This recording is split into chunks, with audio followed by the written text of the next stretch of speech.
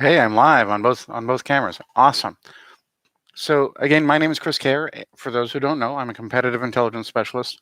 So I study lots of different things, find problems and solutions, and implement them.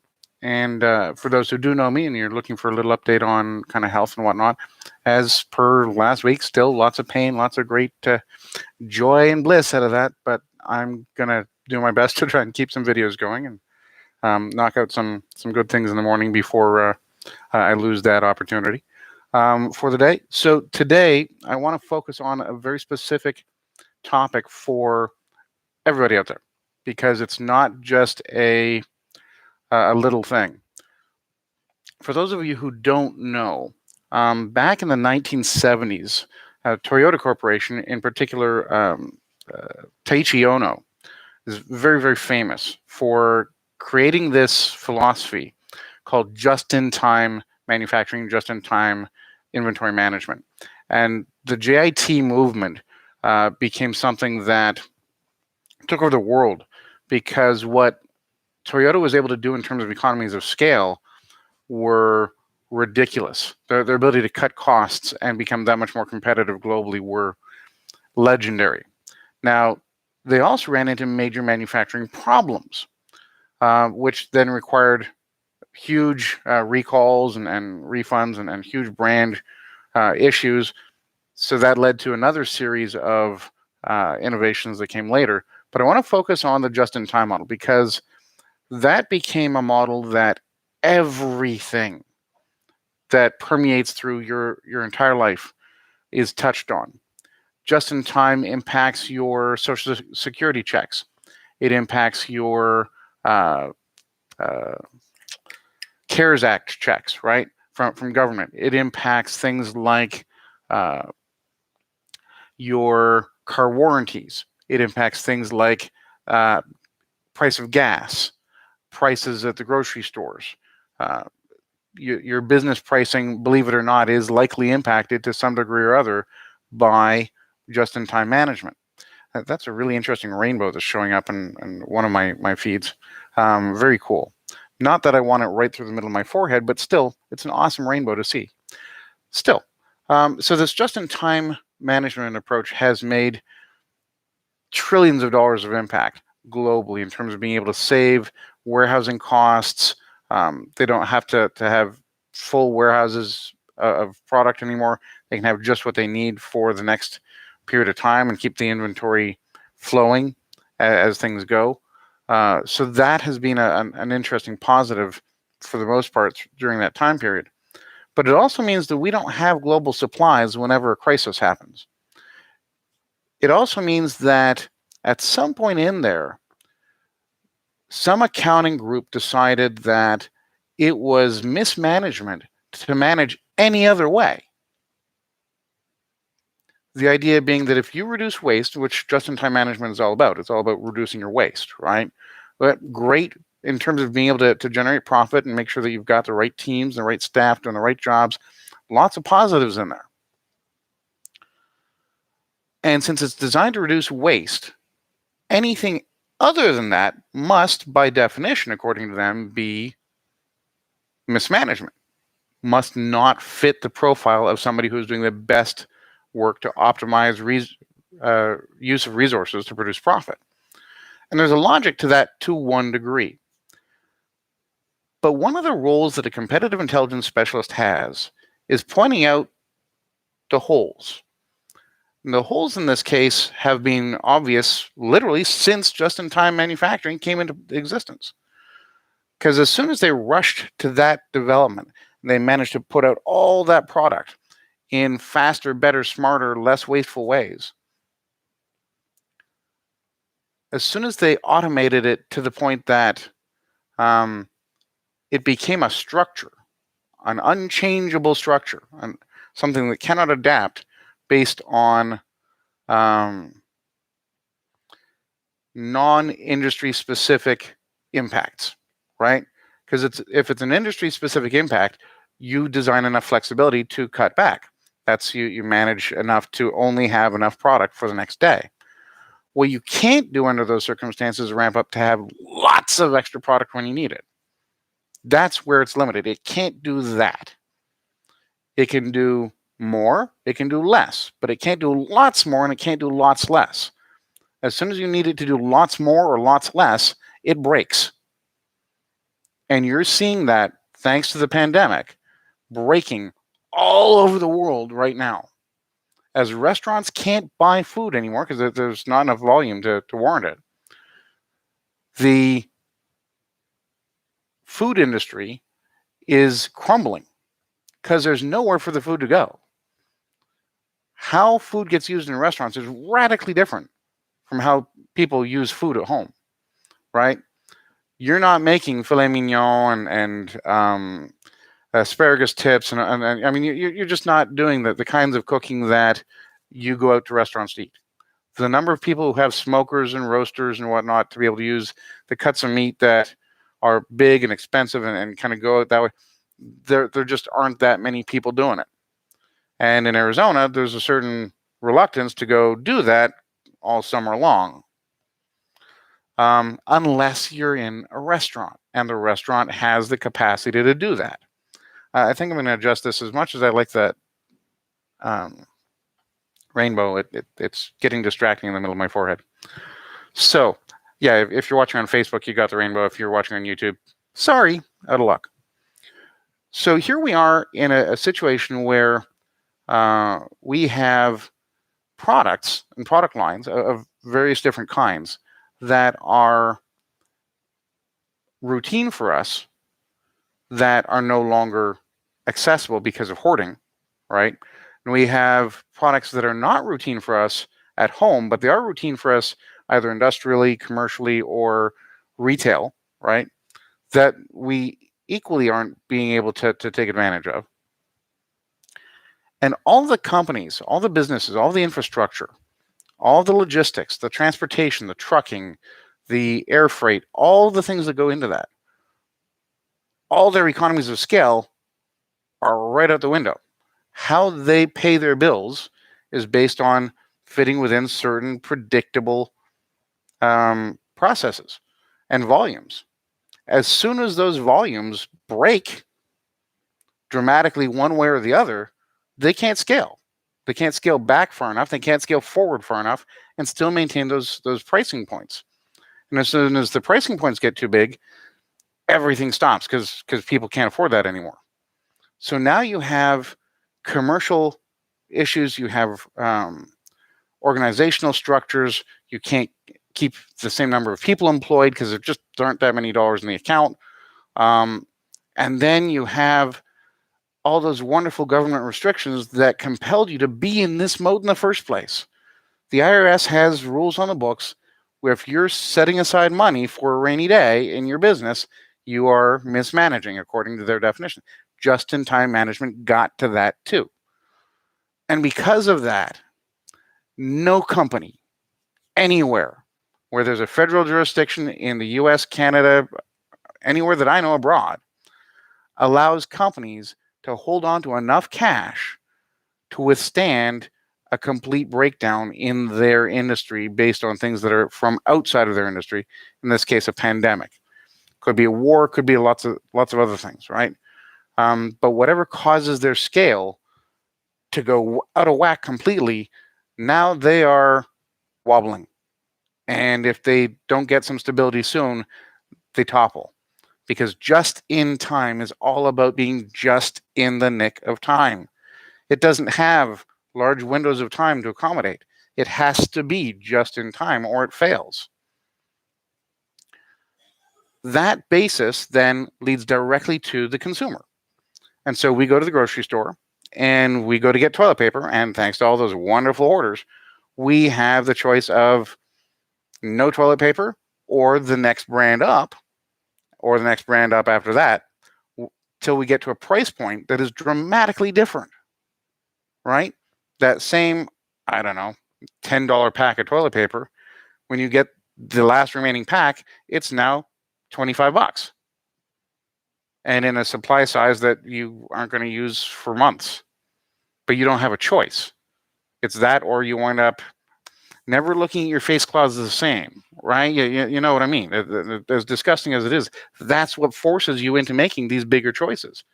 So now your personal home budget is being spent on what are not the choices you would have made a month ago, 2 months ago, 3 months ago, 5 months ago. Your choices now are restricted only to what's available, not by government, not by business, but by fiat of how the just-in-time management system has broken. And so it cannot actually meet its own mandate. It can't be just in time anymore. And there is no warehousing capacity anywhere that has stocks of product in reserve. So we don't have the volume. We don't have the volume of manufacturing, because that would not follow into the just-in-time model, right? We don't have the volume of logistics, transportation. It's all misaligned. It's in different spots doing different things. So we can't just get it to the factories that can produce more of whatever we need, because it's different from where it was and what we needed over here. Now, jurisdictions have problems.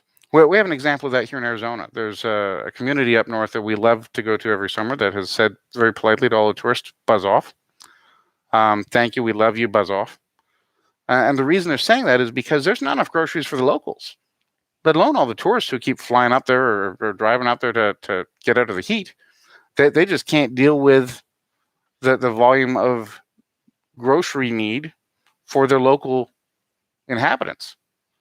So now you have a real problem, right? You have demand structures that are not just not meeting your supply structures, they're completely out of whack. You have whole communities that are cut off of major sources of things they need just to survive. One of the areas that's going to hit hardest right now, and I was advised of this by a new contact on LinkedIn the other week, doctors, right? As much as you think the healthcare crisis, this is a huge volume of business for doctors. The reality is most doctors, their offices are closed. They can't do normal business. And since they can't do normal business, their volumes went down to zilch. They can't afford $7,000 a month in rent, $60,000 a month in staffing and other costs. They can't do all of that stuff. And so the longer this goes on, the sooner the doctors are going to have to start closing their offices permanently. I want that word to be there, permanently. So in small communities, when you lose half or most of your doctors, there's nobody there to take up the slack. Now, if you break an arm, you break a wrist or whatever, you have some sort of issue, either you go to the nearest hospital and their emergency ward, or you're driving hours and hours to a big city. Some medical issues can't wait that long, right? So this is not just an issue in terms of academics and the wonders of numbers. These are real lives and real people that have literally nothing to do with COVID-19, but have everything to do with COVID-19, exposing the flaws in the system that were there right from the beginning. Right from the beginning, when we took on just in time, we never stopped the mantra. We never stopped the philosophy from being pushed into every aspect of every organization, regardless of whether it belonged or not. We never talked about whether or not it belonged in every aspect, because the initial pushback was, well, in that case, you must be pro-waste. No, not necessarily. The fact that you speed up, the fact that you streamline your activities is awesome, as long as you also accommodate for the fact that there are occasions where your organization will be called on to do things that require different capacities than you have in your regular ordinary mantra, in your regular ordinary supply. And if you're not able to adjust your capacity to shrink or extend when those situations demand, then your entire organization will fail. And if your organization fails, all those organizations you support now start teetering, and maybe they fail too. And the teeter goes up and up and up the chain. We're looking that square in the face. So as much as I'm pro people being allowed to stay home and do their thing, I also recognize that our entire supply chain is so weak, so vulnerable to this. This is such a huge spotlight on the vulnerabilities, and that people are not the least bit ready to discuss what we need to do to restructure everything so that we have alternative support channels built into our organizations, built into our governments, built into our industries that allow us to handle those occasions when crap happens, right? We have to be able to be stewards first, then minimize waste in the best way we can. But we have to be able to accommodate for rainy days and torrentially rainy days, right? Maybe we need an arc. Whatever the case may be, we need to have those opportunities allowed again. And the IRS has, among others, Canada has their problem too. And so do most world governments. They have to get this JIT only philosophy and shove it, because that ain't going to work anymore. It never should have worked in the first place. There always had to be the secondary option. You always had to be able to save money for that rainy day. You had to be a good steward. And if that meant it was a little less on the profit-taking side, too friggin' bad. Not everything has to be on the profit-taking today. It does have to be on, will this organization last more than 5 years?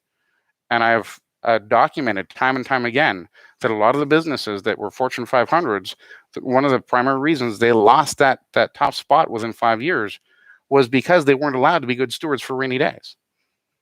So we're now looking at that impacting your individual choices, because you can't get your Charmin. You've got to get the commercial one ply from the restaurant dealer down the road, almost like a backdoor deal, because that's the only toilet paper you're going to get this week, right? When you're looking at your food selections, yeah, some of it's starting to come back in some areas, but we just found out meats, we're going to see 6 months, maybe longer, where our meat supply is a lot shorter, a lot less choices to be had. And whenever you shrink supply, you know what that means to prices, because the demand's not going to go down.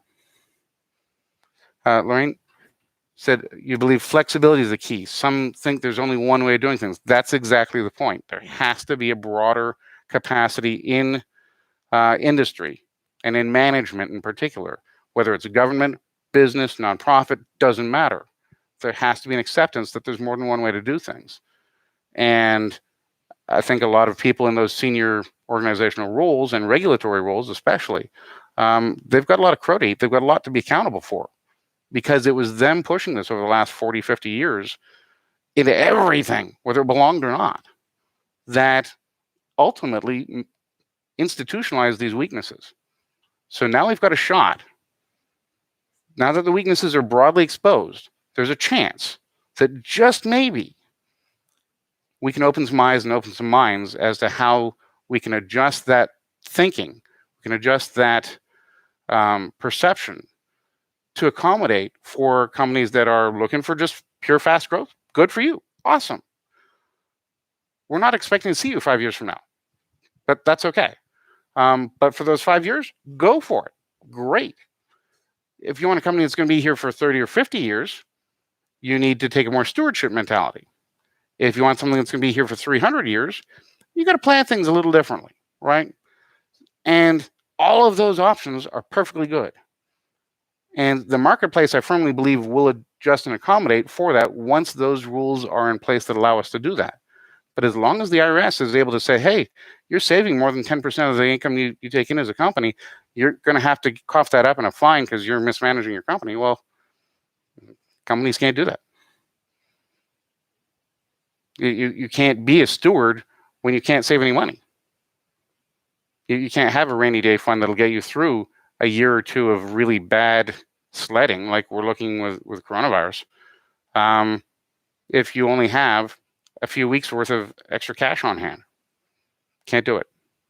So that then translates directly to the choices that you and I get to make in the grocery store, the choices you and I get to make in buying our technology, the choices you and I get to make in how we do our businesses. And so this is more than just a disease. This is a spotlight on weaknesses that impact us as consumers, but that we can also do something to try to mitigate as business owners. Hope you found that interesting. Again, I'm Chris Kerr. Thanks so much for watching. Cheers for now.